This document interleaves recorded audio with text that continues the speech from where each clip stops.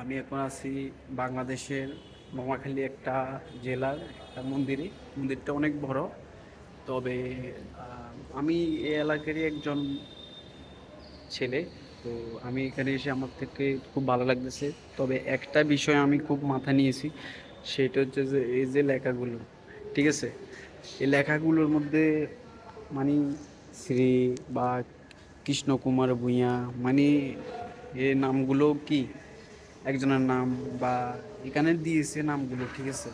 তো এটা হচ্ছে যে সিঁড়ি, এখানে উঠি আমরা এই এই নামগুলোর মধ্যে আমরা এভাবে মানে পা দিয়ে আমাদের চটা হয় এগুলোর উপরে। তো এগুলো কি ঠিক?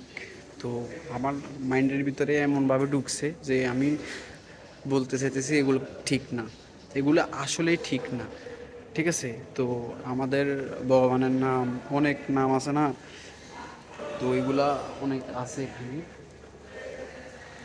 তো বিষয়টা এরকম যে এসব নাম এ জায়গায় দেওয়াটা ঠিক হয় না, ঠিক আছে।